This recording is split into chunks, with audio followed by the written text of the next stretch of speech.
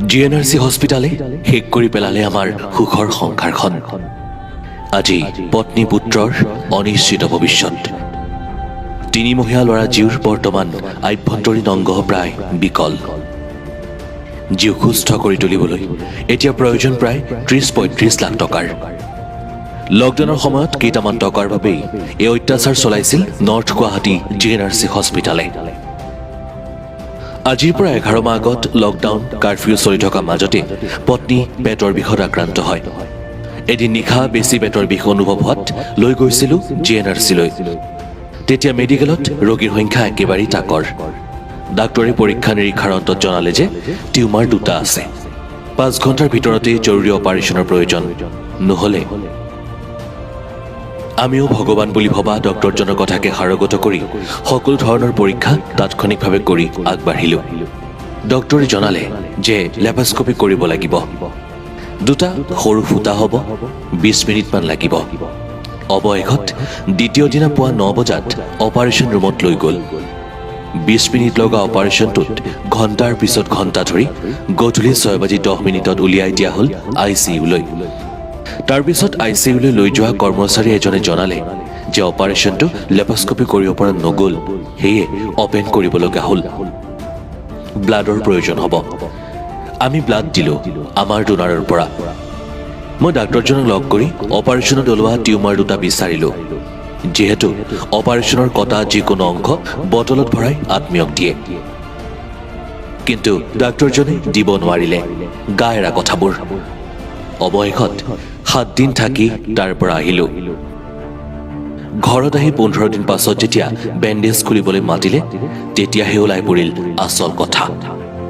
পত্নীৰ পেটত প্ৰায় ৮ ইঞ্চিমান কাটি অপাৰেশ্যন কৰা হৈছে, যি আমাক এবাৰো নজনালে। চিলাই কাটি ঘৰলৈ আহিলোঁ। ৩ মাহ সম্পূৰ্ণ হ'ল। আকৌ আগৰ দৰে পেটৰ বিষ। সেয়ে ডাক্তৰজনক দেখুৱাবলৈ লৈ গ'লোঁ। ডাক্তৰে আল্ট্ৰাচাউণ্ড কৰিবলৈ ক'লে। আমি লগে লগে কৰিলোঁ।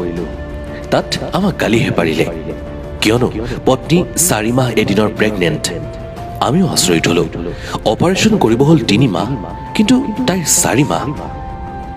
অপাৰেশ্যনৰ ৩২ দিন আগৰ পৰাই তাই প্ৰেগনেণ্ট আছিল। কেইটামান টকাৰ বাবে ডাক্তৰে আমাৰ চকুত ধূলি মাৰি কৰি দিলে অপাৰেশ্যন। হয়তো ডাক্তৰে ভাবিছিল ইমান পাৱাৰৰ ঔষধ এনাষ্টেচিয়া দিয়াৰ পিছত প্ৰেগনেঞ্চি বেয়া হৈ যাব, কিন্তু সেয়া নহ'ল। ইফালে অপাৰেশ্যনৰ চিলাইত অসুবিধা, সিফালে বেবীৰ যথেষ্ট পাৱাৰৰ মেডিচিন। বেজী এনাষ্টেচিয়াৰ মাজত অৱশেষত ৭ মাহ ২৮ দিনত GMCHত আমাৰ মাজলৈ আহিল জীউ বেটা। প্ৰায় সি কান্দি থাকে আৰু অসুস্থ। ৭৭ দিনত লৈ যোৱা হ'ল GMCHলৈ। কিন্তু GMCHৰ পৰীক্ষাৰ অন্তত ধৰা পৰিল জীউৰ হেপাটাইটিছ C পজিটিভ। তাৰ শৰীৰ বহুত বেয়া হোৱাত তাৎক্ষণিকভাৱে গুৱাহাটীৰ এক্সেল কেয়াৰ হাস্পাতালত ভৰ্তি কৰালোঁ। ৪ দিন ICUত ৰাখিলোঁ। কিছু সুস্থ হ'ল। পত্নীৰ গাটো ধৰা পৰিল হেপাটাইটিছ C।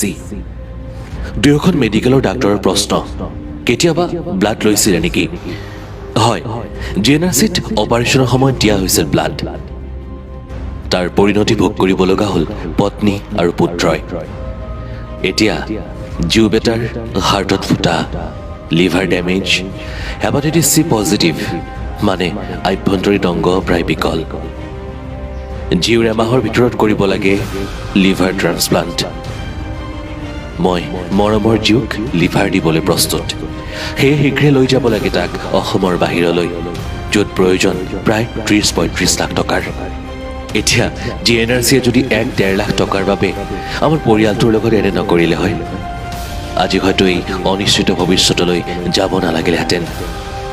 এতিয়া আশা একমাত্ৰ ভগৱান, কাৰণ ৩০-৩৫ লাখ টকা আমাৰ বাবে পৰ্বতত কাছৰ কণী বিচৰাৰ দৰে। যদি কোনোবাই মোক পদ দিব পাৰে ফোন কৰিবচোন। মই বৰ বিপদৰ সন্মুখীন হৈছোঁ। আগুৱাবলৈ সামৰ্থ্য নাই, পিছুৱাব নোৱাৰোঁ জীউৰ মুখৰ ফালে চাই। Phone number ৯৯৫৭৯ ৪২৫৯৯।